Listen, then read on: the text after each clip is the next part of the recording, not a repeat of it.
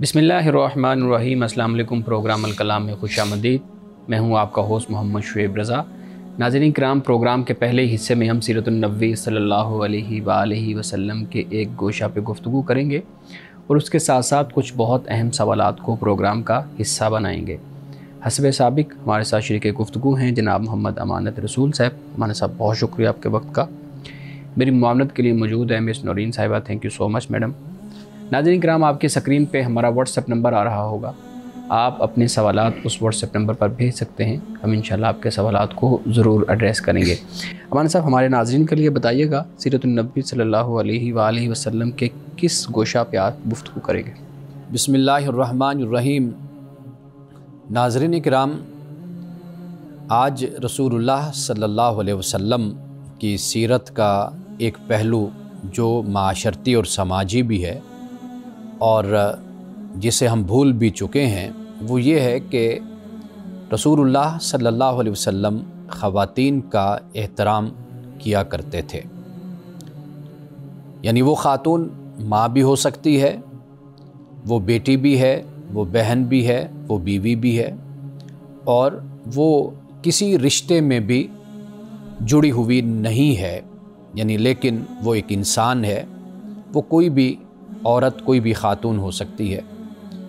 रसूलुल्लाह ने बिला तफरीक रंग, नस्ल, मज़हब और उम्र और रिश्ते के आपने सब का एहतराम किया। ये मैं बात इसलिए आज आपसे कह रहा हूँ कि हमें ऐसी वीडियोज़ जो नाज़ेबा किस्म की, गैर अखलाक़ी किस्म की मिलती हैं कि जिसमें एक नौजवान औबाश बदमाश शख्स लड़की को छेड़ता है, गलियों में, कूचों में, बाज़ारों में, सड़कों पे। ये कल्चर हमें बदकिस्मती से अब देखने को मिलता है। यानी इसमें हरासमेंट भी है और इसमें बद अखलाक़ी का रवैया भी पोशीदा और मौजूद है। और ये जो अंदाज़ है, ये दर हकीकत आज ज़रूरत है कि हम मुसलमानों को, नौजवानों को ये बताया जाए कि रसूलुल्लाह सल्लल्लाहु अलैहि वसल्लम ख़वातीन का कितना एहतराम करते थे। एक तरफ तो हम गली कूचों में ये माहौल देखते हैं और इस तरह की वीडियोज़ और CCTV कैमरास के ज़रिए से ऐसे लोग हमें इन हरकतों में मुब्तला नज़र आते हैं। दूसरी तरफ हम ये देखते हैं कि घरों में आज नौजवान औलाद अपनी माँ या अपने बाप की इज़्ज़त और उनका एहतराम नहीं करते। यानी नौजवान, वो बेटी भी हो सकती है, वो बेटा भी हो सकता है। यानी बहन भाई में जो एक एहतराम और मोहब्बत का ताल्लुक़ होना चाहिए, वो भी मफ़कूद होता चला जा रहा है। जो घर में, ख़ानदान में जो लोग बड़े होते हैं, बुज़ुर्ग होते हैं, उनका अदब और एहतराम होना चाहिए, वो भी अब माशरे में कम होता हुआ नज़र आता है। शायद ख़ानदानी जो ताल्लुक़ होता है, बड़े और छोटे के एहतराम का ताल्लुक़ और मोहब्बत और शफ़क़त का ताल्लुक़ है, वो कमज़ोर होता चला जा रहा है। तो लिहाजा दोनों हवालों से रसूलुल्लाह सल्लल्लाहु अलैहि वसल्लम की सीरत का ये पहलू हमारी रहनुमाई करता है। यानी हम घर से बाहर हों तो फिर रसूलुल्लाह की सीरत हमें क्या बताती है, अगर हम घर के अंदर हैं तो फिर रसूलुल्लाह की सीरत हमारी क्या रहनुमाई करती है। यानी आप देखिए कि सगी माँ तो अपनी जगह पर कि उसका मकाम और मर्तबा बहुत बुलंद है, लेकिन रसूलुल्लाह ने रज़ाई माएँ, उनका भी अदब और उनका भी एहतराम किया। हज़रत हलीमा सादिया के बारे में आता है कि जब वो रसूलुल्लाह से बड़े अरसे के बाद, सालों के बाद जब मिलने आई, तो आप उन्हें माँ माँ कहते हुए, उम्मी उम्मी कहते हुए आप उनसे लिपट गए। और रिवायात में ये भी आता है कि रसूलुल्लाह ने उनके लिए अपनी चादर को भी बिछा दिया। और इसी तरह सुवैबा के जो लौंडी थी और जिन्होंने रसूलुल्लाह को दूध पिलाया था, यानी रज़ाई माँ थी, रसूलुल्लाह ने उनका भी बड़ा अदब और बड़ा एहतराम किया। आप अंदाज़ा कीजिए कि जब रसूलुल्लाह रज़ाई माँ का इतना एहतराम करते हैं तो अपनी सगी वालदा का कितना एहतराम करते अगर वो आपकी ज़िंदगी में, यानी वो हयात होती और आप नौजवानी में उनको पाते, तो आप उनका कितना अदब और कितना उनका एहतराम करते। इसी तरह रसूलुल्लाह की रज़ाई बहन, यानी जिनसे बहन का भी ताल्लुक़ हुआ, तो रसूलुल्लाह ने उनका भी बड़ा एहतराम किया। हज़रत शीमा के बारे में आता है कि वो एक जंग में, ग़ालिबन ग़ज़वा हुनैन में, जब आपके पास आईं, यानी बतौर कैदी के आईं, तो रसूलुल्लाह ने जब उनको देखा तो आपकी आंखें भीग गई और आपने उनसे बड़ी मोहब्बत और शफ़क़त का मामला फ़रमाया اور جب آپ نے ان کو رخصت کیا تو آپ نے ان کو مال و متاع کے ساتھ، یعنی اس وقت جو بھی تحائف دیے جا سکتے تھے، رسول اللہ نے اپنی بہن کو تحفے دے کر آپ نے رخصت کیا۔ آپ خواتین کا اس حد تک ادب اور احترام آپ فرماتے تھے کہ کوئی خاتون جس سے کوئی رشتہ اور تعلق ہوتا وہ آپ سے ملتی یا نہ ملتی، رسول اللہ کے پاس جب بھی وسعت ہوتی، سہولت ہوتی اور خوشحالی ہوتی تو آپ ضرور اپنے ان رشتوں کو اور ان خواتین کو آپ یاد رکھا کرتے تھے۔ رسول اللہ نے اپنی بیٹیوں سے کس طرح محبت کی، یہ سب کچھ ہمیں احادیث میں ملتا ہے، اور خاص طور پر سیدہ فاطمہ الزہرا رضی اللہ تعالی عنہا کے ساتھ آپ کی محبت اور آپ کی شفقت کا جو تعلق تھا وہ کتابوں میں موجود ہے، اور ہر مسلمان بچے کو، بچی کو، بڑے چھوٹے کو، سب کو معلوم ہے کہ رسول اللہ صلی اللہ علیہ وسلم اپنی صاحبزادیوں سے کتنی محبت فرماتے تھے، اور خاص طور پر سیدہ کائنات فاطمہ الزہرا رضی اللہ تعالی عنہا سے آپ کی محبت کتنی ہوتی تھی۔ اور اسی طرح رسول اللہ کی ازواج مطہرات، آپ کی بیویاں، آپ ان کے ساتھ کیا معاملہ فرماتے تھے وہ بھی سیرت کی کتابوں میں موجود ہے۔ حضرت خدیجۃ الکبریٰ رضی اللہ تعالی عنہا سے لے کر سیدہ عائشہ صدیقہ رضی اللہ تعالی عنہا تک رسول اللہ کا سلوک، آپ کی محبت، اور گھر میں خاص طور پر آپ کا ان کے ساتھ معاملہ کیسے ہوتا تھا کہ جب آپ گھر میں تشریف لاتے تھے تو رسول اللہ گھر کے کاموں میں شریک بھی ہوا کرتے تھے، ہاتھ بھی بٹاتے تھے اور حصہ دار بھی بنتے تھے، اور کبھی ایسا نہیں ہوتا تھا کہ رسول اللہ نے کبھی کسی معاملے میں انکار فرمایا ہو، یعنی یہاں تک کہ اپنے کام بھی آپ خود کر دیا کرتے تھے اور گھر کے کاموں میں بھی رسول اللہ شریک ہوا کرتے تھے۔ رسول اللہ نے یہاں تک فرمایا کہ عورت مرد کی ہمسر ہے، یعنی حدیث کی کتابوں میں یہ روایت ہمیں ملتی ہے، یعنی ہمسری سے مراد یہ ہے کہ عورت کی شخصیت ہے، مرد کی بھی شخصیت ہے، عورت کے بھی جذبات ہیں، مرد کے بھی جذبات ہیں، عورت کے بھی احساسات ہیں، مرد کے بھی احساسات ہیں، یعنی اپنی شخصیت میں، اپنے وجود میں وہ برابر ہیں، اس میں انسانیت میں کسی قسم کی کوئی کمی بیشی نہیں ہے۔ اس لیے معاشرے کو یہ چاہیے کہ وہ عزت اور احترام جہاں مردوں کے لیے ہے تو وہاں پر عورتوں کے لیے برابر ہی عزت اور احترام ہے۔ یہ رسول اللہ صلی اللہ علیہ وسلم کی سیرت ہے کہ اب آپ یہ دیکھیے کہ یہ تو جو ذکر میں نے کیا یہ تو رشتوں کی بات ہو جاتی ہے، یعنی ماں ہے، بہن ہے، بیٹی ہے اور بیوی ہے، لیکن رسول اللہ نے ان رشتوں سے ہٹ کر بھی یعنی باقی رشتوں کو بھی آپ نے نبھایا، یعنی مثال کے طور پر کوئی آپ کی پھوپھی ہے، کوئی آپ کی چچی ہے، جیسے حضرت فاطمہ بنت اسد حضرت علی رضی اللہ تعالی عنہ کی والدہ محترمہ، آپ نے ان سے ہمیشہ محبت اور احترام کا اظہار کیا۔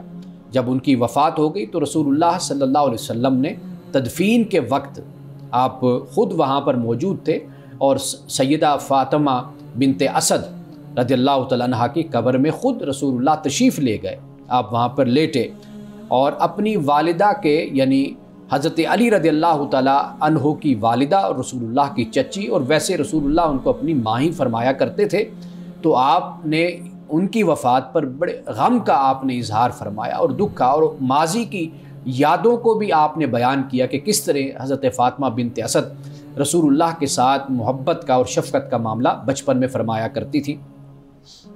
اس کے علاوہ یعنی وہ خواتین کہ جو قریب کے رشتہ دار بھی نہیں، دور کے بھی نہیں، اجنبی ہیں، رسول اللہ نے ہمیشہ ان کا بھی ادب اور احترام کیا۔ یعنی آپ یہ دیکھیے کہ خواتین رسول اللہ کے پاس سردیوں میں، سخت سردیوں میں پانی لے کر آیا کرتی تھیں، اور اس پانی کا مقصد یہ ہوتا تھا کہ اس برتن میں آپ اپنے ہاتھ کو ڈال دیں اور وہ پانی برکت والا ہو جائے گا، ہم اپنے بچوں کو پلائیں گے۔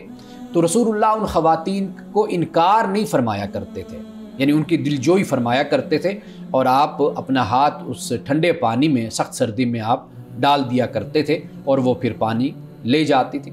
اسی طرح مدینہ میں ایک خاتون تھی کہ جو ایب نارمل تھی، یعنی وہ نارمل خاتون نہیں تھی، وہ رسول اللہ کا ہاتھ پکڑ کر آپ کو مدینہ کی گلیوں میں لے کر پھرتی رہتی، تو رسول اللہ اس کے ساتھ پھرتے رہتے، اور کچھ وقت کے بعد یا کچھ زیادہ وقت گزر جانے کے بعد وہ پھر کہتی کہ میں تو آپ کو ویسے ہی اپنے ساتھ لے کر پھر رہی تھی، مجھے تو کوئی کام نہیں ہے۔ تو صحابہ نے، مدینہ کے لوگوں نے عرض کی یا رسول اللہ کہ یہ تو ایک ایب نارمل خاتون ہے، دیوانی ہے، آپ اس کے ساتھ چلتے ہیں، اس کی تو کوئی بات نہیں سنتا۔ تو رسول اللہ نے فرمایا کہ جس کی کوئی بات نہ سنے تو کیا محمد اس کی بات نہ سنے؟ تو میں اسی کی بات ہی سنتا ہوں۔ تو گویا کہ خواتین بنیادی طور پر رسول اللہ نے اس کا خیال رکھا اور اس کا احترام کیا اور لوگوں کو اسی بات کی تلقین فرمائی۔ یعنی عرب کے معاشرے میں خواتین کے ساتھ مساوی سلوک نہیں کیا جاتا تھا، تفریق کی جاتی تھی، یعنی بیٹی کی، بیوی کی، ماں کی، ہر حوالے سے۔ لیکن رسول اللہ نے جس محبت سے بیٹی کے مقام کو بیان کیا، ماں کے حوالے سے بیان کیا، وہ بے مثال ہے، یعنی اس کی کوئی مثال نہیں کہ کس طریقے سے۔ آخری بات بیان کر کے آج میں اپنی گفتگو کو ختم کرتا ہوں، اور بہت خوبصورت یہ بات ہے کہ ایک شخص جو مدینے میں تھا اور وہ کوئی اعلیٰ ذات کا نہیں تھا، یعنی وہ ایسے خاندان سے تعلق نہیں رکھتا تھا کہ جسے ہم کہتے ہیں وہ کوئی بڑا خاندان تھا۔ اب اس نے ایک بڑے خاندان میں اپنے رشتے کے لیے پیغام بھیجا، تو وہ جو باپ تھا اس بچی کا، بیٹی کا، تو اس نے کہا کہ بھئی اب کون سا گھروں میں بیٹیوں کی کمی ہے کہ رسول اللہ صلی اللہ علیہ وسلم یعنی محمد جب سے آئے ہیں اور انہوں نے نبوت و رسالت کا اعلان کیا ہے، تو اس کے بعد اب لوگوں نے اپنی بیٹیوں کو زندہ درگور کرنا چھوڑ دیا، قتل کرنا چھوڑ دیا، تو لہٰذا اب تو گھروں میں بیٹیاں ہیں، اب تم مجھ سے کیا رشتہ مانگنے آئے ہو؟ رسول اللہ کی نبوت و رسالت کے بعد اب تو گھر گھر میں بیٹیاں ہیں، کہیں سے بھی تم بیٹی لے سکتے ہو۔ یعنی یہ رسول اللہ کی سیرت ہے کہ جس سے ہمیں معلوم ہوتا ہے کہ جب رسول اللہ تشریف لائے اور آپ نے اعلان نبوت و رسالت فرمایا تو پھر لوگ مسلمان ہوتے چلے گئے، تو پھر خواتین کو خاص طور پر بیٹیوں کی عزتیں محفوظ ہوتی چلی گئیں، ان کی زندگیاں محفوظ ہوتی چلی گئیں۔ تو رسول اللہ نے ہمیں اسی بات کی تعلیم دی کہ ہم گھر سے باہر ہوں یا گھر کے اندر ہوں، ہم ہمیشہ خواتین کا احترام کریں اور ان کے حقوق کو تسلیم کریں۔ ناظرین کرام، یہاں وقت ہوا جاتا ہے ایک بریک کا، ہمارے ساتھ رہیے۔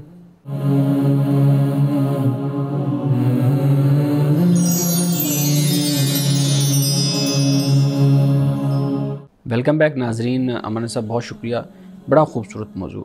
آج کے اگر دور کو ہم دیکھیں تو انتہائی خوبصورت موضوع کہ جہاں پہ ایک طرف آنر کلنگ کا معاملہ ہے، جہاں پہ بچوں کی تعلیم میں رکاوٹ کا معاملہ ہے، جہاں پہ ہمارے ہاں ہراسمنٹ کے کیسز ہوتے ہیں۔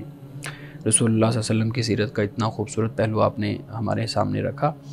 میں یہ پوچھنا چاہتا ہوں کہ ہمارے ہاں اگر ہم اوورآل اپنے معاشرے کو دیکھیں، پاکستانی معاشرے کو، تو ہمارے ہاں جو بہن بھائیوں کے درمیان احترام تھا وہ اب ختم ہوتا جا رہا ہے۔ ہم دیکھتے ہیں کہ 16 17 18 سال تک، 20 سال تک تو اکٹھے ہیں سب اور بڑی پیار محبت ہے، لیکن جیسے ہی شادیاں ہوتی ہیں یا جیسے ہی اپنے فیوچر کے معاملات ہوتے ہیں تو ہم ایک دوسرے کی، اگر بڑا لفظ نہ ہو تو ہم شکلیں بھی دیکھنا پسند نہیں کرتے، ایک دوسرے کے دشمن بن جاتے ہیں۔ تو یہ جو احترام ختم ہوتا جا رہا ہے سگے بہن بھائیوں کے درمیان، اس کی کیا وجہ ہے کہ ایک طرف اسلام کے ساتھ اتنا اسٹرانگلی ہم کہتے ہیں ہم جڑے ہوئے ہیں، دوسری طرف رویہ یہ ہے؟ اچھا، کچھ اختلافات ایسے ہوتے ہیں جو فطری ہوتے ہیں، بہن بھائیوں میں بھی ہوتے ہیں، دوستوں میں بھی ہوتے ہیں، یعنی وہ بطور انسان بطور انسان مختلف شعبوں میں انسان ہوتا ہے تو وہاں پر بھی اختلافات ہوتے ہیں۔ ایک تو یہ چیز فطری بات ہوتی ہے، اور پھر آپ یہ بھی دیکھیں کہ شادی سے پہلے یا گھر کا سربراہ بننے سے پہلے وہ خود کسی سربراہی میں ہوتے ہیں، سرپرستی میں ہوتے ہیں۔ صحیح۔ تو جب انسان خود سرپرستی میں ہوتا ہے نا تو پھر کافی حد تک اختلافات کم ہوتے ہیں، اگر ہوتے ہیں تو وہ بہت ہی معمولی نوعیت کے ہوتے ہیں، جیسے بچوں کے درمیان اختلافات چلتے رہتے ہیں۔ تو لہٰذا کچھ اختلافات کو تو فطری طور پر قبول کرنا چاہیے، اور پھر سربراہ بن جانے کی وجہ سے، خاندان کے بڑے بن جانے کی وجہ سے وہ پھر دوسری صورتیں اس میں پیدا ہو جاتی ہیں۔ بعض اوقات آپ یہ دیکھتے ہیں کہ جائیداد کے مسائل بھی پیدا ہوتے ہیں، بچیوں کے رشتوں کے حوالے سے بھی مسائل پیدا ہوتے ہیں۔ بعض اوقات یہ بھی ہوتا ہے وراثت کی تقسیم کا معاملہ ہوتا ہے، وہاں پر بھی اختلافات پیدا ہوتے ہیں۔ دیکھیے، یہ جو اختلافات ہیں یہ تو انسانی زندگی سے کبھی ختم نہیں کیے جا سکتے، اور انسانوں کا مزاج ایک دوسرے سے چونکہ مختلف ہوتا ہے تو اس کی وجہ سے بھی اختلاف ہوتا ہے۔ لیکن بہرحال جس بات کی طرف آپ اشارہ کر رہے ہیں، تو اگر ہم اس کو اس طریقے سے سمجھیں کہ ہمارے معاشرے میں یا پاکستانی معاشرے میں آپ کہہ لیجئے کہ جو ایک اس وقت ارتقاء کا عمل چل رہا ہے، یعنی جس سے ہم کہتے ہیں کہ انسان ترقی کی طرف آگے بڑھ رہا ہے.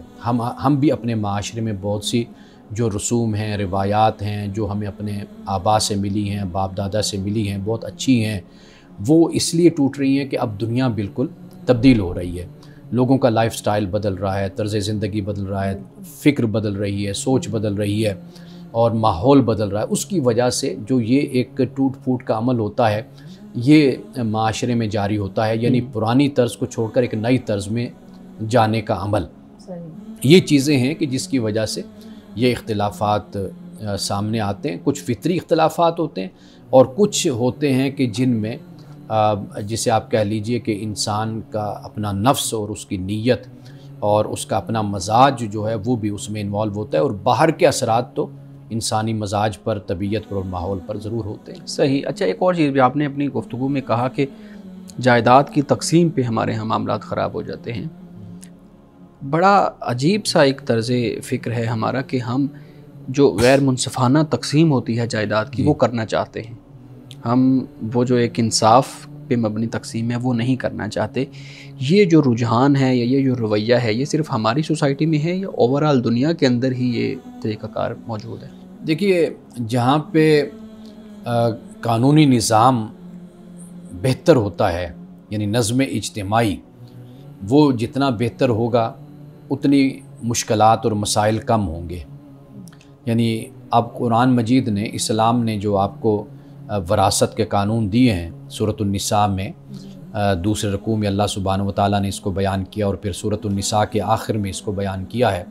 یہ جو بیان کیا یہ اسی لیے بیان کیا تاکہ اختلافات جو ہیں، چونکہ انسان لالچ اور حرص کا بھی شکار ہو جاتا ہے، دوسرے کا حق بھی مارنا چاہتا ہے، تو بنیادی جو تقسیم ہے وہ قرآن مجید نے ہمیں دے دی ہے، بالکل صحیح بتا دی ہے. ٹھیک ہے. باقی جو معاملات ہوتے ہیں، جو فروعی معاملات ہوتے ہیں، جن میں آزادی ہوتی ہے کہ انسان، جیسے آپ کہہ لیجئے کہ وصیت کا معاملہ ہے کہ ایک حد تک وصیت کی جا سکتی ہے، وہ رثا کو محروم نہ کیا جائے، یہ چیز بھی موجود ہے. اور پھر دین کا معاملہ ہے، قرض کا معاملہ ہے، اس کی ادائیگی کا بھی ہوتا ہے. ملک کا قانون، ریاست کا قانون جتنا اچھا اور اعلیٰ اور اس کا نفاذ جتنا بہتر ہوگا تو وہاں پر اس طرح کے جھگڑے خود بخود پھر ختم ہوتے نہیں. لیکن یہ جھگڑے تو ہمارے آپس کے ہیں نا. ملک کا قانون تو بہت بعد میں آتا ہے، اور جب ملک کے قانون کی باری آتی ہے تب تک وہ ایک دوسرے کو تقریباً قتل کرنے کے قریب ہوتے ہیں. نہیں، میں وہی عرض کر رہا ہوں نا، یعنی ایک تو اللہ تعالیٰ نے ہمیں قانون وراثت دے دیا، قرآن مجید نے بیان کر دیا کہ بھئی تمہیں نہیں پتہ کہ بھئی کون نفع کے لحاظ سے تم زیادہ قریب ہے. یعنی ایک تو قرآن پاک نے اس چیز کو بیان کر دیا، تو لہٰذا بنیادی مسئلے تو حل کر دیے اسلام نے. باقی آگے کے جو مسائل ہیں پھر ان کی جو تقسیم ہوتی ہے وہی جتنا ملک کا قانون ہوتا ہے، ریاست کا قانون ہوتا ہے، عدالتی نظام بہتر ہوتا ہے، یہ چیزیں پھر اسی طریقے سے بہتر طریقے سے حل ہو جاتی ہیں. یہ جو لوگوں کا انوالو ہونا ہے اور اپنی مرضی اور اپنی منشا اور اپنی لالچ اور حرص کو ہمیشہ سامنے رکھ کر وراثت کو تقسیم کرنا یا جائیداد پہ قبضہ کرنا، یہ تو اسی وقت ہی ہوتا ہے نا کہ جب ایک ملک میں یا ایک معاشرے میں لاقانونیت ہوتی ہے. جہاں پر قانون ہوتا ہے پھر اس طرح کے مسائل وہاں پر پیدا نہیں ہوتے. لیکن آپ یہ دیکھیے نا کہ اس سے پہلے جس کا وہ مال ہے، جس کی وہ دولت ہے، اس کو پورا اختیار ہے، یعنی وہ اس کو تقسیم بھی کر سکتا ہے، دے بھی سکتا ہے، اور وصیت نامہ لکھ کر باقاعدہ ہر کسی کی تقسیم اور اس کے مطابق اس کا حصہ شرعی حوالے سے بھی اور دیگر حوالوں سے بھی وہ لکھا کر اس کو طے کر کے ہر چیز دے کر بھی جا سکتا ہے. تو اس سے بھی کافی مسائل حل ہو جاتے ہیں. ہمارے اکثر طور پر ایسا ہوتا ہے کہ جو صاحب مال ہے، صاحب جائیداد ہے، یعنی وہ باپ کہہ لیجئے، دادا کہہ لیجئے، بڑا کہہ لیجئے، وہ ہم نے دیکھا ہے کہ اس کو اس کی پرواہ ہی نہیں ہوتی کہ بھی میں نے ان چیزوں کو کوئی تقسیم کر کے اور اچھے طریقے سے اپنی اولاد میں بانٹ کر جانا ہے، یا مرنے کے بعد کس طرح بانٹا جائے وہ سارا کچھ میں بتا کر جاؤں، لکھ کر جاؤں، شرعی حوالے سے بھی اور دیگر حوالوں سے بھی. یہ بھی ہمارے ہاں میں نے دیکھا ہے عمومی طور پر ایسا رویہ ہوتا ہے کہ جیسے لگتا ہے کہ شاید ہم کوئی آب حیات پی کر آئے ہوئے ہیں اور ہم نے مرنا نہیں ہے. تو 80 سال عمریں ہو گئی لیکن جائیداد کی کوئی شرعی طور پر کوئی تقسیم نہیں ہے، کوئی منصفانہ تقسیم نہیں ہے، کوئی اس کے بارے میں رہنمائی نہیں. یہ لوگوں کا عام طور پر رویہ دیکھنے کو آتا ہے. اس سے بھی مسائل پیدا ہوتے ہیں. لیکن جو ایسا نہیں کرتے ہیں، جائیداد کو تقسیم اپنی زندگی میں نہیں کرتے ہیں، تو ان کو اپنی کچھ انسیکیورٹیز ہوتی ہیں کہ ہمارے ابھی ہم زندہ ہیں, سب کچھ ہمارے کنٹرول میں ہونا چاہیے. بڑھ جائے گا تو پھر ہمیں کوئی شاید اتنی فیور نہ کرے. بڑوں کا کیا یہ دیکھیے جس کا مال ہے نا, جس کی دولت ہے وہ اسی کا ہے, اس کی مرضی بھی ہے وہ کیسے تقسیم کرے. نہ اولاد کا اس کی زندگی میں کوئی جبر ہے, اس کی طرف سے کوئی حق ہے کہ اولاد یہ کہ جی اس کو آپ تقسیم کریں اور ہمیں دیں یا ہم اتنا لے لیتے ہیں, وہ کچھ نہیں کر سکتے. جس کا مال ہے وہی سب کچھ ہے, اللہ کی بارگاہ میں وہی جواب دے. وہ زندگی میں اس کو چاہیے کہ وہ یہ سب کچھ کر کے جائے. بے شک مرنے کے بعد ہی وصیت کم از کم اتنی ہو, یعنی سب کچھ تقسیم اچھے طریقے سے وہ کر کے اپنی زندگی میں جائے اور مرنے کے بعد پھر اس کو نافذ کر دیا جائے. صحیح. ناظرین کرام, گفتگو ابھی جاری ہے, یہاں وقت ہوا چاہتا ہے ایک بریک کا, ہمارے ساتھ رہیے گا.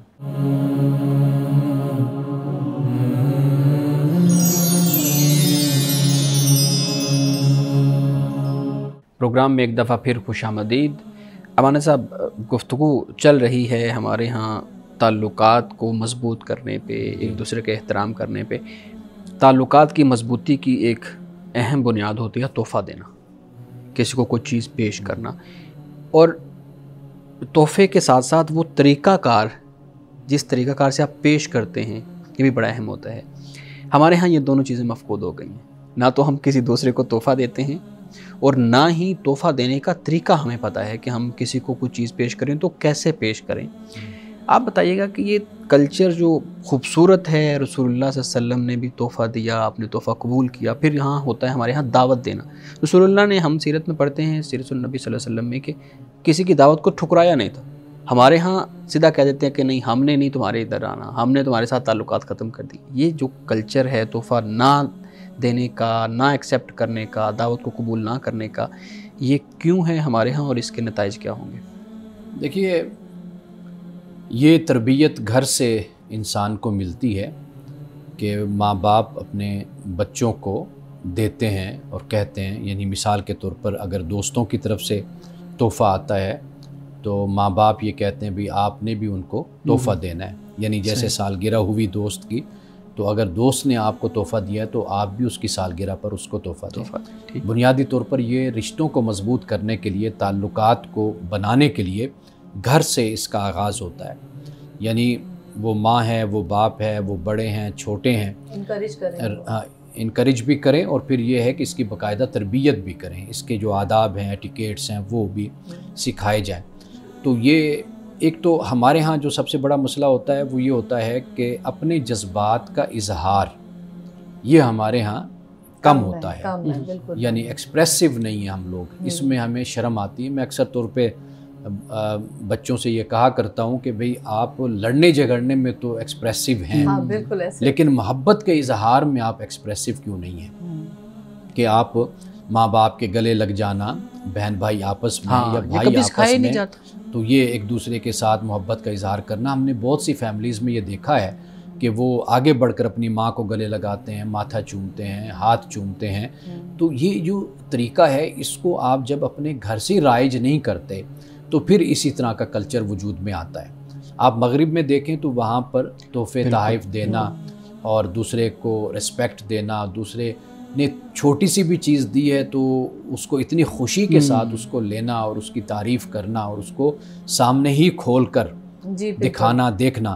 ان کے کلچر میں یہ چیز معیوب ہے کہ آپ تحفہ سامنے نہ دیکھیں اور بعد میں آپ دیکھیں, تو وہ اس کو معیوب سمجھ, اس لیے کہ ان کا تحفہ وہ اپنے, یعنی جو بھی ان کی وسعت ہے, ہمت ہے, وہ بہت اچھے طریقے سے وہ تحفہ جیسا یعنی ہے خرید کر اچھے طریقے سے وہ پیش کریں گے. ہم تحفہ دیں گے تو شاید ہمیں یہ ڈر ہوتا ہے کہ بھئی ان کو پسند آئے گا نہیں آئے گا, یا ہم پہلے سے ہی تحفہ ایسا سلیکٹ کر کے دیتے ہیں کہ جس کی کوالٹی لو ہوتی ہے. ہاں, تو ہمیں یہ ہوتا ہے کہ بھئی یہ سامنے کھول کر بیٹھ جائیں گے. اچھا, ایک اور چیز بھی ہوتی ہے نا, ہم ہر چیز کے اندر پیسوں کو لے کے آتے ہیں کہ مہنگا. ہاں, آپ چھوٹی چیز لے لیں, خوبصورت لے لیں, یہ بھی تو ہمارے ہوتا ہے. اچھا, ایک اور چیز بھی ہمارے ساتھ, معذرت آپ کی بات کاٹ رہا ہوں, میں چاہ رہا ہوں اس پہ بھی آپ بات کریں. آپ بات کر رہے ہیں کہ گھر کے اندر سے یہ ماحول شروع نہیں ہوتا. ہمارے ہاں تو میاں بیوی جو ہسبینڈ وائف ہیں, جو ایک دوسرے کے ساتھ جن کا تعلق ہے وہ نہیں آپس میں ملتے. کبھی ہم نے گھر میں نہیں دیکھا ہوگا، گھروں میں اگر ہم اپنے گھروں میں نظر دوڑائیں کہ کبھی ہسبینڈ کا سفر سے آیا ہو، اس نے آ کے بیوی کو سلام لیا ہو، گلے لگایا ہو، کوئی اس طرح بچوں کے سامنے کوئی تحفہ اس کو دیا ہو، پھول دیا ہو، کوئی چاکلیٹ دی ہو. یہ نہیں نظر آتا. تو بچے پھر ماں باپ کو دیکھیں گے کیسے سیکھیں گے پھر؟ وہی میں عرض کر رہا ہوں نا کہ اس کی ابتدا تو گھر سے ہونی ہے نا. یعنی میاں بیوی کو چاہیے یہ چیزیں کا معاملہ ہے یا بچوں کے ساتھ معاملہ ہے یا دادا دادی گھر کے ہیں، نانا نانی ہیں یا دیگر رشتے ہیں، پھوپھیاں ہوتی ہیں، خالائیں ہوتی ہیں، چچے ہیں، ماموں ہیں، یہ سارے رشتے ہیں نا، ان کے ساتھ انسان کا جو تعلق ہے یہ در حقیقت جاندار ہونا چاہیے. یہیں سے انسان سیکھتا ہوا پھر باہر بھی اپنے معاشرے میں اپنی سوسائٹی میں جاتا ہے. تو ہمارا جو سوشل فیبرک ہے در حقیقت اس میں بنیادی طور پر اصلاح کی ضرورت ہے کہ ہم ایکسپریسو ہوں، ایک دوسرے کے ساتھ محبت کا اظہار کرنے والے ہوں، ادب احترام کرنے والے ہوں. تو ہم جب تک اس طرح کا کلچر اور رہن سہن جو ہے وہ پیدا نہیں کرتے تو یہ مسائل ہمارے ہاں رہیں گے. آپ وسلم کی جو سنت بھی ہے، آپ نے فرمایا کہ اپنے بھائی کے لیے وہی چیز پسند کرو جو اپنے لیے کرتے ہو. تو تحفہ دیتے ہوئے ہم لوگوں میں واقعی یہ چیز صحیح کہا آپ نے کہ ہم لوگ یہ چیز دیکھتے کہ کوئی کم قیمت والی ہو یا اس کا معیار یہ نہیں دیکھیں گے. جب ہمیں وہ چیز ملے گی تو ہم کیا ایکسپیکٹ کر رہے ہوتے ہیں کہ ہمیں بھی اچھی ملنی چاہیے. تو معیار جو اگر توازن والا ہو جائے تو یہ بھی بڑی نہیں. ہم تو اپنے گھر میں وہ چیز اٹھا کر دیتے ہیں نا جو ہم دیکھتے ہیں کہ اب یہ ہماری ضرورت کی قابل نہیں رہی. یہ تو چلے، یہ تو وہ چیز آپ بیان کر رہے ہیں یعنی مثال کے طور پر سوٹ ہے، جیسے کپڑے ہیں جو خود نہ پسند ہو کہتے ہیں کسی کو دے دیں. اچھا مولانا صاحب، ہم خواتین کے اس پہ رسول اللہ صلی اللہ علیہ وسلم کا خواتین کے ساتھ جو رویہ ہے اس پہ بات کر رہے ہیں. ایک ہم اکثر دعا سنتے ہیں، میں یہ اپنے معاشرتی رویہ جب میں آپ کی گفتگو سن رہا تھا تو ذہن میں آ رہے تھے سارے. ہم جب دعا کرتے ہیں، کسی سے دعا کرواتے ہیں تو ہم کہتے ہیں کہ باری تعالیٰ اولاد نرینہ عطا فرما. ہم اولاد نرینہ کی ہمیشہ دعا کرتے ہیں، یعنی نر اولاد کی ہم دعا کرتے ہیں. ہمارے ہاں بھی وہ عرب والا جو ایک مینٹیلٹی تھی اپنی مین پاور کو مضبوط کرنے کی، وہ ہمارے ہاں بھی ہے. بچیوں کے ساتھ پیار اور محبت تو ہوتا ہے، لیکن یہ عنصر ہمارے ہاں ہر جگہ پہ موجود ہے. ہر شخص جو علمی شخص بھی ہے نا وہ بھی دعا کرے گا تو اولاد جمعے کے خطبات میں، جمعے کے بعد جو دعا ہوتی ہے اس میں ہم سنتے ہیں وہ اولاد نرینہ کی دعا کرتے ہیں. یہ رویہ بھی پھر ہمارے ہاں کس طرح کا ہے؟ میں اس کو عرب کے ساتھ نہ جوڑیں. یہ ہمارا بدقسمتی سے جو معاشرہ ہے، یعنی ہم جس اس بر صغیر میں رہتے ہیں، یہاں پر بھی اسی طرح کی سوچ پروان چڑھی ہے. اور یہ ایک معاشرتی اور سماجی آپ کہہ لیں کہ یہ ایک رویہ ہے اور مینٹیلٹی ہے. اور قرآن مجید نے تو کلی طور پر اس کو رد کیا ہے. اور بیٹیوں کو، بیٹوں کو تو یہاں تو کوئی تفریق کی بات ہی نہیں ہے بحیثیت انسان کے. اور بدقسمتی سے ہمارے ہاں یہ کلچر ہے. یعنی مسجدوں میں جیسے دیکھ لیجئے کہ جب دعا کی جائے گی تو اولاد نرینہ کی دعا کی جائے. کسی نے کہا تھا نا کہ بیٹیوں کا حوصلہ ہے کہ ان کے سامنے تم بیٹے مانگتے ہو اور بیٹیوں کو ترجیح نہیں دیتے. تو یہ گناہ کا کام ہے، ایسا رویہ نہیں اختیار کرنا چاہیے. رسول اللہ نے بیٹی کی پرورش کرنے والے کو، بیٹیوں کی پرورش کرنے والوں کو جنت کی خوشخبری آپ نے سنائی. بلکہ ایک حدیث میں آپ نے اپنی دونوں انگلیوں کو یوں جوڑ کر فرمایا کہ جس کو اللہ تعالیٰ نے بیٹیاں عطا کیں اور اس نے اپنی ان بیٹیوں کی اچھی تربیت اور تعلیم دی اور بیٹوں اور بیٹیوں میں فرق نہیں کیا، تو رسول اللہ نے فرمایا ہم جنت میں اس طرح اکٹھے ہوں گے. تو یہ فضیلتیں بیان کی گئی ہیں. تو بس بدقسمتی یہ ہے کہ لوگوں کو بتایا جائے اسلام کا یہ پہلو بھی، رسول اللہ کی سیرت بھی، اور ان کو یہ تعلیم دی جائے کہ بھئی یہ طریقہ کار جو ہے یہ غیر اسلامی ہے، اسلام میں اس کا کوئی تصور نہیں ہے. صحیح. جی میڈم. جی ایک سوال میرا آپ صلی اللہ علیہ وسلم کے حوالے سے، آپ ان کا بیان کر رہے تھے کہ اللہ تعالیٰ کی اس میں کوئی حکمت پوشیدہ ہے کہ آپ صلی اللہ علیہ وسلم بچپن میں، یعنی آپ کے والد کی وفات آپ کی پیدائش سے پہلے ہوگی اور بہت ہی چھوٹے تھے، آپ کی والدہ کا بھی انتقال ہو گیا اور آپ کا کوئی سگا بہن بھائی بھی نہیں تھا. یعنی اتنی زیادہ یہ ایک ایسی چیزیں ہوتی ہیں جس میں محبت کی رشتے ہیں، یہ تعلق جن کے ساتھ انسان جوڑتا ہے، اپنی خوشی اور غم کے جذبات، احساسات کا اظہار کرتا ہے ان رشتوں سے. تو اس کے پیچھے کوئی خاص حکمت ہے اللہ تعالیٰ؟ قرآن مجید نے سورۃ الضحیٰ میں یہ فرمایا ہے کہ الم یجدک یتیما فآویٰ، کہ کیا اللہ نے آپ کو یتیم نہیں پایا تھا کہ اس نے پھر آغوش رحمت میں لے لیا آپ کو. یعنی آپ کو ٹھکانہ دیا، آپ کو سنبھالا اللہ سبحانہ و تعالیٰ نے. قرآن مجید میں یہ الفاظ موجود ہیں. باقی دیکھیے کہ یہ دنیا کا نظام ہے، اس کائنات کا، اللہ سبحانہ و تعالیٰ اپنے جو بڑے لوگ ہوتے ہیں اگر ہم دیکھیں تو ان کو کسی خاص مقصد کے لیے اللہ ان کی تربیت بھی کرتا ہے، پرورش بھی کرتا ہے، اور ایسے حالات ان کے لیے ہوتے ہیں کہ وہ مزید اس آنے والے وقت کے لیے وہ تیار بھی ہوتے ہیں۔ رسول اللہ صلی اللہ علیہ وسلم کی حیات مبارکہ اگر ہم دیکھتے ہیں تو والد جیسے یعنی پرورش، ابھی پیدائش نہیں ہوئی تھی تو والد وفات پا گئے، 6 سال کے ہوئے تو والدہ دنیا سے رخصت ہوئی، 8 سال کے ہوئے تو آپ کے دادا جان وفات پا گئے، پھر حضرت ابو طالب کے پاس آپ رہے، پھر یہاں سے معاملہ آپ کا آگے چلا۔ تو اس میں کوئی شک نہیں ہے کہ اللہ تعالیٰ انسان کے ساتھ جو معاملہ فرماتا ہے اس میں حکمت پوشیدہ ہے۔ یہاں پر ہمیں جو حکمت نظر آتی ہے وہ یہی ہے کہ جیسے قرآن پاک نے بیان کیا کہ اللہ نے آپ کو یتیم پایا تو پھر اپنے آغوش رحمت میں لیا، یعنی وہ جو ایک نبوت اور رسالت کا منصب اور مقام آپ کو اللہ تعالیٰ نے عطا فرمایا تو اس کی ایک تیاری آپ کہہ لیجئے ارتقاء کے ساتھ گریجولی وہ یہاں پر ہوتی ہوئی نظر آتی ہے، تاکہ اس رسالت اور نبوت کا جو بوجھ ہے، فریضہ ہے، اس کو آپ اچھے طریقے سے نبھا سکیں اور مستقبل میں آنے والی جو سختیاں ہیں اور مشکلات ہیں اس راہ میں، اس کو آپ خندہ پیشانی سے قبول کریں اور صبر کے ساتھ اور تحمل اور بردباری کے ساتھ آپ ان راستوں سے آپ گزر جائیں، وہی سب کچھ پھر آپ کی سیرت میں ہمیں نظر بھی آتا ہے۔ ناظرین کرام، یہاں وقت ہوا چاہتا ہے ایک بریک کا، ہمارے ساتھ رہیے گا۔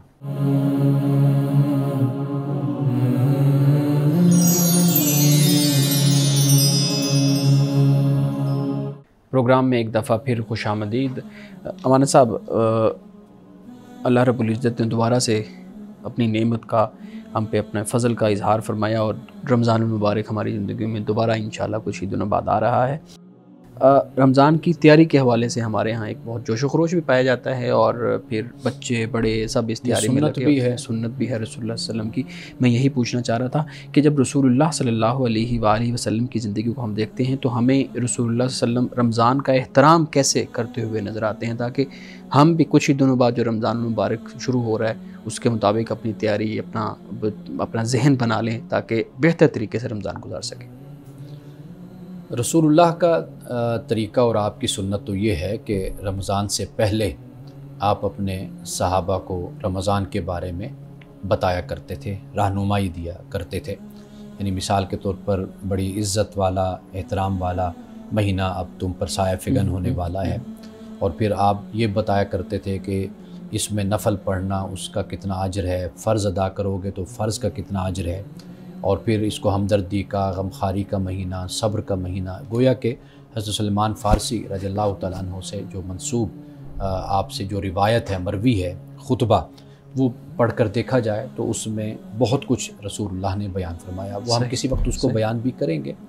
یعنی مثال کے طور پر آپ نے جس طرح فرائض اور نوافل کو بیان کیا، اسی طرح روزے کو بھی بیان کیا، اس کا اجر اور ثواب کو بیان کیا، پھر اس کی راتوں کی جو فضیلت ہے اس کو بھی بیان کیا، پھر یہ ہے کہ روزہ کھلوانے کا جو اجر اور ثواب ہے، جیسے عمراء روزہ کھلواتے ہیں تو وہ بڑی نعمتیں اللہ کی دسترخوان پر سجاتے ہیں۔ بعض لوگ ایسے بھی ہوتے ہیں کہ بھئی ان کے پاس کچھ نہیں ہوتا لیکن وہ روزہ کھلواتے ہیں دوسرے کا، کوئی کھجور سے، کوئی دودھ سے، کوئی پانی سے، تو رسول اللہ نے اس کا بھی بڑا اجر بیان کیا۔ ایک تو رسول اللہ جمع کر کے، اکٹھا کر کے پھر لوگوں کو اس کے بارے میں آگاہ فرمایا کرتے تھے کہ بھئی یہ بابرکت مہینہ ہے۔ ایک روایت میں بڑے خوبصورت الفاظ آتے ہیں کہ رسول اللہ نے حضرت عمر فاروق سے یہ بیان ہے کہ آپ نے فرمایا کہ کیا تمہیں معلوم ہے کہ تم کس کا استقبال کرنے والے ہو اور کون تمہارا استقبال کرنے والا ہے؟ تو یعنی کہ یہ جو الفاظ ہے نا کہ تم کس کا استقبال کرنے والے، یہ انداز ہوتا ہے کہ جیسے ہم کہتے ہیں نا کہ بیٹا آپ کو پتہ ہے آج کون سے مہمان آنے تھوڑی اس کے اندر کشش پیدا کرنے، کشش پیدا اور اس کی عظمت کو بیان کرنے کے لیے۔ اب مومن کا استقبال کون کرنے والا ہے؟ رمضان بھی استقبال کرتا ہے، اللہ بھی استقبال کرنے والا ہے، قرآن بھی استقبال کرنے والا ہے۔ تو لہٰذا رسول اللہ نے رمضان کا احترام اور آپ کا جو خطبہ ہے اس سے ہمیں معلوم ہو جاتا ہے کہ آپ کا طریقہ اور آپ کی سنت کیا ہے۔ یعنی ویسے تو سارا سال ہی رسول اللہ کا عبادت میں، سخاوت میں، انفاق میں گزرا کرتا تھا، ریاضت، عبادت میں، لیکن رمضان میں بالکل ایک جدا گانا رنگ نظر ہمیں آتا ہے آپ صلی اللہ علیہ وسلم کی زندگی میں۔ تو یعنی کہ اب جو ترجیح ہے وہ زیادہ عبادت کو ہے، روزے کو ہے، روزے کی فرضیت ہے، قرآن سے زیادہ تعلق کا ہے، حضرت جبریل سے آپ کا دور ہے، قرآن پاک کا سنانا ہے، سننا ہے، یہ جو سارے معاملات ہیں تو یہ بتاتے ہیں کہ رمضان میں رسول اللہ کا جو طریقہ ہے وہ یہ ہے کہ اس میں پوری یکسوئی کے ساتھ اللہ کی طرف متوجہ ہو کر زندگی گزارنی چاہیے۔ بالکل ایسے ہی جیسے ہمارے گھر میں مہمان آنے ہوتے ہیں تو ہم اس کے آنے سے پہلے کچھ پلاننگز کرتے ہیں، گھر میں ارینجمنٹس کرتے ہیں، کچھ کھانے کی، کچھ صفائی ستھرائی کی، کبھی اسپیشل کچھ اٹینشن دیتے ہیں۔ تو اسی طرح رمضان سے پہلے آپ صلی اللہ علیہ وسلم لوگوں میں انرجی بھرنے کے لیے، ان کو انرجیٹک بنانے کے لیے رمضان کے فضائل وغیرہ۔ لیکن ایک بات یاد رکھیے کہ جو ہمارے ہاں طریقہ ہے نا جی کہ ہم کوئی 8 10 15 روزے تو ہم بڑے بھرپور دسترخوان سجاتے ہیں اور بدہضمی بھی ہوتی ہے ہمیں اور ہماری طبیعتیں بھی خراب ہوتی ہیں اور یعنی کہ بہت سے صحت کے مسائل بھی ہمارے، یعنی ایک تو یہ چیز قوم کو سمجھنی چاہیے کہ یہ جو آپ مہنگائی کا رونا روتے ہیں یہ در حقیقت ہوتی کیوں ہے، فلاں چیز کیوں مہنگی ہوگی۔ اس کی وجہ یہ ہے کہ سارے ایسے ٹوٹ پڑتے ہیں، ایسے لگتا ہے کہ اگر فروٹ چاٹ افطار پہ نہیں ہوگی تو شاید ہمارا روزہ افطار بھی نہیں ہونا، اللہ کے یہاں قبول بھی نہیں ہونا۔ اور پھر یہ جو سموسے پکوڑے اس طرح کی چیزیں کھانا چاہیے، اس میں کوئی حرج نہیں ہے، لیکن یہ ہے کہ تحمل کے ساتھ، ہاتھ روک کر اور قناعت کے ساتھ، اور مطلب یہ کہ جو روزے کا مقصد ہے وہ سارا فوت ہو جاتا ہے۔ یعنی آپ جیسے افطار کے لیے بیٹھے تو آپ نے وہ جو کمی تھی سارا دن کی وہ آپ نے پوری کر دی۔ تو اب یہ جو رویہ، یہ طریقہ ہے، اس پر ہمارے مسلمان بھائیوں اور بہنوں کو توجہ کرنی چاہیے۔ یہاں پہ پھر یہ بتائیے گا رسول اللہ صلی اللہ علیہ وسلم کا دسترخوان کیسا ہوتا تھا رمضان میں خاص طور پہ؟ دیکھیے رسول اللہ صلی اللہ علیہ وسلم کا دسترخوان وہ تو بہت سادہ تھا، یعنی کھجور یا پانی یا دودھ، یہ 2-3 چیزیں تھیں جو آپ کے دسترخوان پر موجود ہوتی تھیں۔ ہاں کبھی اگر کوئی آپ کو دعوت دیتا تھا، افطار کے لیے بلاتا، آپ کسی کے ہاں تشریف لے جاتے تھے تو وہ صحابی اپنی طرف سے کچھ ارینجمنٹ کر دیتے تھے، جیسے زیتون ہوتا ہے، انجیر ہوتی ہے، یا کوئی کھانا اس وقت جو مروج یا مستعمل جو اس وقت موجود استعمال کھانا ہوتا تھا یا وہ دسترخوان پر ہوتا تھا، جیسے بکرے کا گوشت وغیرہ ہو گیا، یا کوئی دلیا ہے جیسے ہم جاؤ ہو گئے، یا اس طرح رسول اللہ صلی اللہ علیہ وسلم کو جو پسند تھا شوربے میں روٹی کو سرید بنا کر آپ کا کھانا، تو یہ چیزیں موجود ہوتی تھی۔ لیکن آپ کے اپنے گھر میں، آپ کے اپنے کاشان نبوت پر کہ جہاں حضرت بلال بھی آپ کے ساتھ شریک ہوتے تھے، تو روایات میں ہمیں یہی ملتا ہے کہ اگر 2 کھجوریں ہیں تو 1 کھجور بلال کو دے دینی، خود کھا لینی، اور اسی طرح پانی ہے یا دودھ بکری کا ہے وہ میسر آ جانا۔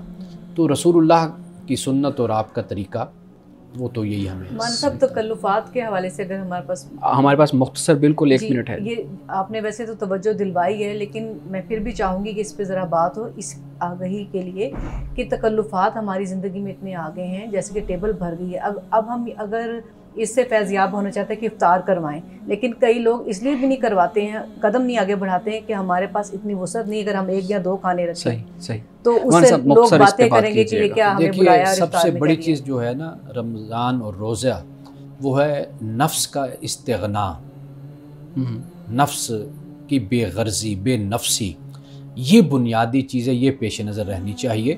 کبھی دسترخوان اچھا بھی سج جاتا ہے، کبھی نہیں بھی ہوتا، کبھی معمول کے مطابق کھا لیتا ہے انسان۔ اصل ہے انسان کا اپنا جو من ہے، نفس ہے، اس میں انسان جھانک کر دیکھے کہ بھئی اس میں استغنا، بے پرواہی، بے غرضی، اخلاص وہ اس کے اندر پیدا ہوا ہے یا نہیں ہوا، یہ بنیادی چیز۔ صحیح۔ مولانا صاحب آج کے حدیث مبارکہ بیان کیجیے گا۔ حضرت انس بن مالک رضی اللہ تعالیٰ عنہ فرماتے ہیں کہ غزوہ تبوک کی مہم سے جب رسول اللہ صلی اللہ علیہ وسلم واپس تشریف لائے تو آپ نے فرمایا کہ کچھ لوگ ہمارے پیچھے مدینہ میں رہ گئے تھے، لیکن وہ اس سفر میں فی الواقع ہمارے ساتھ تھے۔ ہم لوگ جس گھاٹی میں چلے اور جو وادی ہم نے طے کی، ہر جگہ وہ ہمارے ساتھ رہے ہیں، اور انہیں کسی وجہ نے، کسی عذر نے انہیں روک دیا تھا۔ یعنی رسول اللہ صلی اللہ علیہ وسلم نے جو بات یہاں پہ بیان فرمائی ہے وہ یہ ہے کہ انسان کوئی اچھا عمل کرنے کی نیت کر لیتا ہے، لیکن کوئی عذر ایسا پیش آ جاتا ہے کہ جس کی وجہ سے وہ نیک عمل نہیں کر پاتا، تو رسول اللہ نے یہ فرمایا کہ اللہ تعالیٰ اس کو انعام سے، اجر سے اس کو محروم نہیں کرتا، چونکہ نیت اس نے کر لی تھی، لیکن کسی عذر کی وجہ سے، کسی مسئلے اور مشکل کی وجہ سے وہ اس نیک عمل کو سر انجام نہیں دے سکا، تو لہٰذا اللہ کے ہاں اس کا وہ نیک عمل لکھ دیا گیا، اللہ تعالیٰ اس کو اجر اور ثواب عطا فرمائے گا۔ ناظرین کرام، اس دعا کے ساتھ اپنے پروگرام کا اختتام کریں گے۔